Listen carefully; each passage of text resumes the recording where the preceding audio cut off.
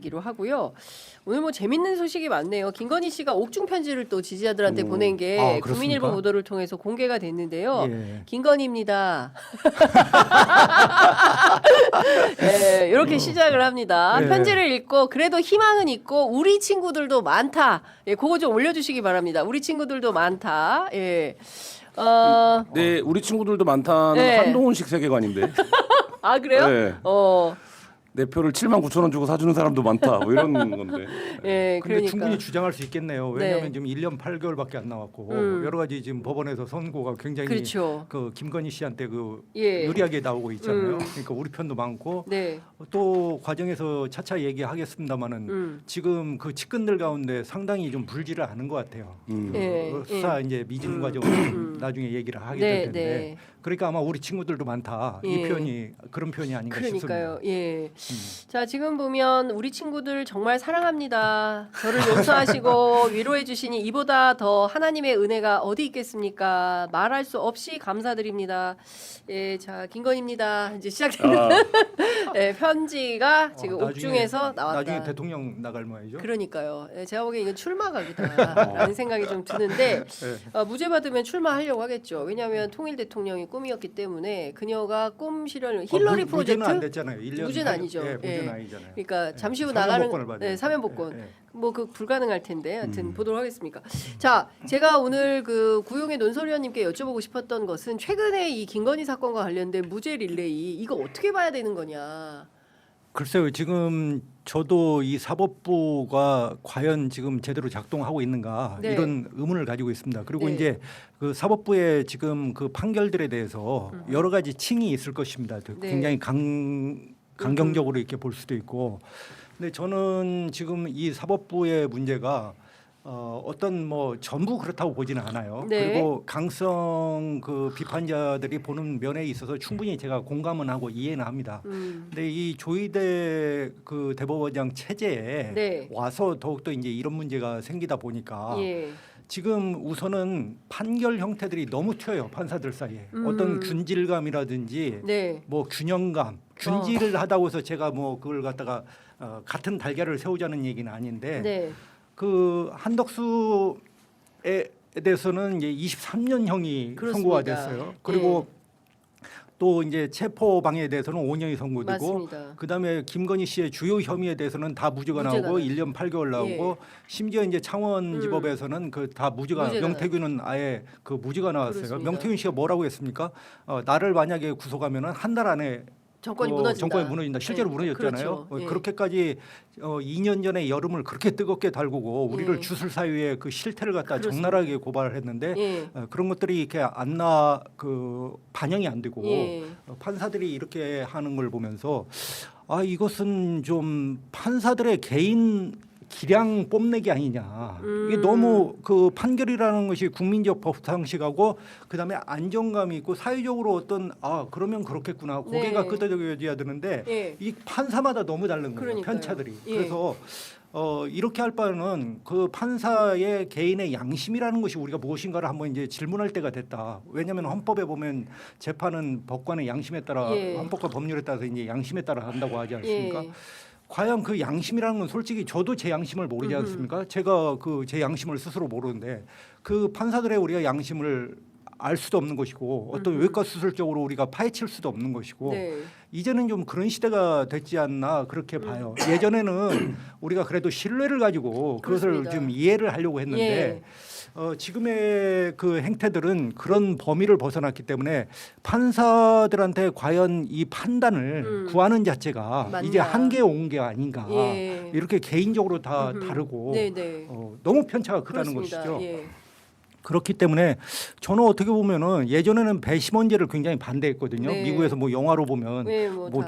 저딴 식으로 어떻게 재판을 하냐 예. 이게 전문성도 없는 일반 시민들이 예, 시민들이 나와가지고 예. 이렇게 하냐 그런데 제가 볼 때는 차라리 네. 한국에서 이제 전부는 아니지만은 좀 배심원제를 도입할 도입해야 필요가 되겠다. 있겠다. 저는 네. 그런 생각을 하게 됐어요. 예. 무식한 말 같지만 어떤 변호사나 예. 그 법관 출신들 보면 굉장히 무식하다고 얘기할 거예요. 근데 과연 그 사람들의 정말 양심이라는 거, 그다음에 재판의 사법부의 독립이라는 그 방패 뒤에서 어떤 생각을 하는지 저 사람들의 세계관은 도대체 무엇인지 네. 지금 우리가 알 수가 없잖아요. 그렇습니다. 예, 이걸 그 사람이 다 판단하고 그 사람은 신처럼 갖다 판단을 해서 우리를 다 믿어라? 네. 이제 정말 이게 아니 한계 그리고 봉착이 있다고 개인적 봅니다. 흠결이 있는 사람들 아닙니까? 특히 창원지법 판사 같은 김인택 그렇죠. 면세점. 그렇죠. 면세점 그 쇼핑. 막스 말하기 네. 그런 사람 같은 경우에는 기소당한 사람이 어떻게 남을 법대위에서 판관으로서 이래라 저래라 판단을 할 수 있냐, 판결을 할 수가 있는 거냐. 그러니까요. 저는 네. 이제 그 우인성 재판부 네. 그러니까 1년 8개월 이제 김건희 씨에 대해서 1년 8개월 준 네. 재판부가 있고 그다음에 이제 명태균 씨 재판부가 그 김인택 재판부인데 그렇습니다. 두 판결문은 아무리 읽어봐도 논리적으로 일치가 안 돼요. 각본이에요. 예, 무죄줄 법리 결심이라고. 이건 정말 무죄줄 너무 결심? 네. 판사들이 그냥 억지예요. 네. 그 두 분의 논리가 음. 차라리 이번에 그 김건희 씨 좀 여러 강성 지지자들께서는 뭐 상당히 놀랐고 화가 네. 나겠지만 그 김예성 씨라든지 예. 이런 사람들은 판결문을 읽어보면 그래도 판사가 판결하는 데 있어서 예. 그렇게 했겠구나라고 하는 저는 법조기자로서 그런 그 이해가 와요. 김예성, 예. 예. 그 지금 김상민은요? 김상민. 김상민도 거기에 보면 이제 이연복 판사가 그 판결을 했던데 거기에 보면은 합리적으로 그 사실을 증명할 수 있는 증명력이 떨어진다고 얘기를 하잖아요. 네. 그러면 그런 말에 대해서는 한번 귀 기울일 필요가 있어요. 그 부분은 차차 예. 얘기하겠지만은 예. 특검의 어떤 그 수사력이라든지 이런 부분도 큰 그 문제를 저는 제기했다고 보거든요. 근데 아까 말한 창원지법하고 아까 우인성 판사 같은 경우는 도저히 판결문을 읽어봐도 얘기가 안 돼요. 왜냐하면은 그 계약서 얘기가 둘이 나와요. 둘 다 네. 그 계약서. 세상에 어떤 그 정치인이 그 자기 월급을 세비를 절반을 떼가지고 그 월급을 줍니까? 그러니까요. 그리고 그 급여를 하면 계약 관계가 있어야 예. 되잖아요. 우리가 알바를 그렇죠. 해도 우리가 계약서를 그렇지. 쓰는데 예, 한 달을 예. 해도 계약서를 쓰는데 예. 계약서가 없는데 급여라고 이렇게 판단을 하잖아요. 예. 김인택 예. 재판부가 예. 7개월 동안 급여를 예. 줬다고. 거기는 또 계약서 문제를 안 꺼내요. 안 꺼내요. 예. 근데 우인성 우인성 재판부는 또 계약서 그 얘기하죠. 여론조사를 하는데 네. 계약서가 없었다. 대통령 없으니까. 후보하고 그 대통령 부부하고 예. 계약서가 없었다. 여기는 또 계약서를 갖다 또 걸고 그렇죠. 그러니까 상반되게 다 계약서를 서로 따로 보는 예, 거예요. 걸고 예. 넘어지거든요. 말이 안 되잖아요. 예. 누가 그 대통령 후보가 예. 그걸 계약서를 쓰고 여론조사를 한다는 건 그렇죠. 정말 있을 수도 없는 일이고. 그리고 또 차용증이 있으니까 또 무죄라고 봐요. 김건희 재판부도 그 돈을 줬는데 이 돈을 주는 거에 대한 어떤 이제 말하자면 소위 간단히 얘기하면 계약서가 계약서가 없었기 때문에 인식이 없었다 이렇게 그렇죠. 예. 본 거죠. 저는 이분들이 지금 한국 사회에 살고 있지 않는 분들이라고 생각을 해요. 이 사람은 어디 살고 있는 거예요? 예, 모르겠어요. 절에고대에 살든지 아니면 뭐 안드로메다에 안드로메다 사시는 사는 것 같아. 사는 분들인지. 예. 그래서 그 우리 일부 판사들이 너무 그 자기 세계에 빠져 있고 그다음에 이것이 이제 계층이 달라지고 신분이 달라지면서 이렇게 화석처럼 돼가고 있는 거 아닌가. 그래서 이것을 막을 방법은 다른 방법이 없잖아요. 예. 아까 말한 배심제 외에는. 예. 현직 판사가 예. 화석화돼. 근데 다 젊은 판사들이에요 또. MZ 요새 세대. 뭐 젊고 나이 먹고가 상관이 관계는 없다. 있을 수 있지만 또 네. 관계가 없을 수도 있잖아요. 이런 거 보면 논리적인 구성을 보면 아 이거는 무죄를 줄 결심을 했구나 이렇게밖에 볼 수가 없어요. 그러니까 네. 지금 이제 공영 선배 얘기하셨지만 어떤 굉장히 선택적으로 증거를 쓰죠. 그러니까 예를 들면 이거를 무죄 증거로 무죄에 유리한 증거는 적극적으로 활용을 하고 근데 우리가 이미 들었던 예를 들어서 뭐 김건희 판결 같은 경우에 대통령과 김건희 육성이라든지 그다음에 주고받은 카톡이라든지 그러니까. 이미 이제 공개됐던 이거는 누가 봐도 야 저도 이제 탐사 보도를 오래 했지만 그런 예. 정도의 증거가 나오는 사건은 사실 별로 없습니다. 그러니까 딱 떨어지는 증거가. 근데 예. 그런 거 나왔는데 그거에 대해서는 그럼에도 불구하고 공천관리위원회가 예. 도장을 절차를 밟아서 공천을 했다 이런 거거든요. 그러면 공천관리위원회가 당연히 절차를 밟는 거지. 그 논리로 가면 김경, 강선우도 다 무죄예요. 그러니까 그거는 형식적으로 그 절차를 안 밟을 수는 없는 건데 예. 그거를 이제 말하자면 무죄 증거로 예. 썼다라는 거. 뭐 이런 부분들에서 굉장히 좀 그러니까 이거는 그냥 무죄를 주기로 했다 이렇게밖에 볼 수가 없고 저는 창원지법 문제는 조금 다른 측면도 있다고 보는데 이거는 수사가 좀 약간 잘못됐어요. 그러니까 공소 자체가 그러니까 어떤 구조 창원지검이 수사를 예, 잘못했다. 어떤 구조냐면 저도 이제 그 사건을 오래 했습니다만 예. 이제 애초에 명태균과 김영선은 진술의 일치도가 높았습니다. 왜냐하면 둘은 어차피 공범관계. 공범관계이기 예. 때문에. 근데 지금 판사가 인정한 거는 대부분 그 진술을 인정한 거거든요. 그러니까 이거에 대한 반대 진술을 한 건 강혜경 씨란 말이죠. 네. 근데 강혜경 씨의 진술은 판결문에서 거의 인용되지 않아요. 그러니까 명태균 씨가 진술한 내용들을 거의 그대로 받아들입니다. 네. 그리고 김영선도 명태균이 진술한 내용이 거의 맞다라고 진술을 네. 해놨거든요. 그러면 이건 뭐냐면 굉장히 여러 증거들이 있는데 판사는 이 여러 증거들이 엇갈려. 근데 이거는 핵심 당사자인 둘이 월급을 주고 받은 거라고 하네. 이렇게 이제 봐버린 거거든요. 아, 셋 중에 둘이 똑같이 예, 얘기하니까 두 얘기를 사람 하니까. 얘기가 맞다. 근데 창원지검이 그렇다면 말하자면 이 진술은 엇갈릴 수밖에 없는 거고 강혜경 씨 진술을 그 뒷받침할 수 있는 물적 증거라든지 객관적인 것들을 여러 확보하려고 했는데 뭐 강혜경 씨도 이 방송도 여러 번 나왔었던 걸로 제가 아는데 그 얘기 하려고 그러면 다음에 하자 그랬다는 거잖아요. 계속. 그러니까 말하자면 판사가 제출을 하면 제출을 얘기는 다음에 합시다. 뭐 오늘은 좀 다른 얘기 재미난 얘기 좀 해볼까 뭐 이렇게 지금 판사가 아니라 검사가.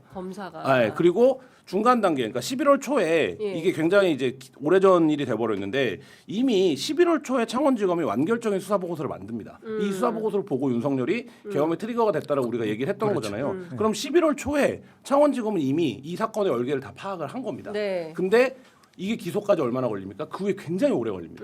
굉장히 오래 걸리는 과정 속에서 지금 결국엔 기소된 내용을 바탕으로 판사가 판단을 내린 건데 이렇게 판단을 내렸다. 그러니까 네. 이 둘 사이에는 하나는 월급 관계고 하나는 채무를 갚은 거다. 근데 이 채무를 갚은 것도 이게 이제 사건의 시작점 아닙니까? 네. 이게 이런 거예요. 2억 4천 얘기하는 예, 거죠. 김영선 씨가 선거비를 보존받은 거 아닙니까? 선거비를 보존받고 그러면 선거비를 쓴 대로 지출을 해야 되는데 네. 이 선거비를 쓴 대로 지출을 안 하고 이 중에서 6천만 원을 떼갖고 강혜경 씨한테 준 거잖아요. 네. 그리고 강혜경 씨가 이 돈으로 돈을 빌려왔던 데다가 돈을 갚은 거잖아요. 네. 성관이가 애초에 이걸 발견했던 거거든요. 그렇죠. 그러니까 왜 돈이 이렇게 흘러갔냐 이거예요. 그래서 수사 의뢰를 수사 의뢰를 한 거죠. 예. 근데 법원은 어떻게 판단했냐? 그건 빚이 많네. 이렇게 판단을 해버린 거예요.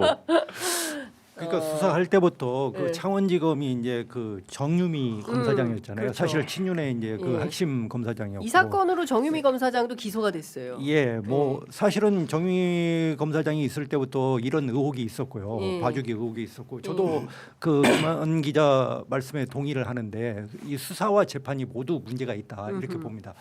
왜냐하면은 그 앞에서 말씀드린 것 외에도 또 이 명태균이가 김영선을 공천해 주려고 했을 때는 여러 가지 그 이득을 바라보고 한 거잖아요. 네. 제가 뭐 단순히 이 사람이 뭐 급여를 받아가지고 이렇게 하려고 했던 게 아니라 정치적 영향력을 가져서 그 정치적 영향력으로 창원의 산업공단 얘기도 많이 나왔지 않습니까? 그렇죠. 네. 그러니까 이런 것들은 다 수사의 어디 내용에 지금 안 포함이 들어있죠. 안 돼 있고 모든 것이 그 대통령이라고 하는 사람을 당선자라고 하는 사람을 그 거울 삼아서 자기의 영향력을 발현하려고 다 이런 일을 했던 건데 판사는 거기에 들어가서 이제 세부적으로 쪼개기로 해가지고 그 분할을 해서 편편히 나눠가지고 네. 이제 한쪽 면만 바라가지고 자기 판단에 의해서 명태균과 그 김건희 씨의 그 유리한 진술만 편취를 해가지고 판단을 했기 때문에 이 두 개가 최악으로 뭉친 케이스가 바로 창원지법의 그 판단이 아닌가 저는 그렇게 생각을 그렇습니다. 합니다.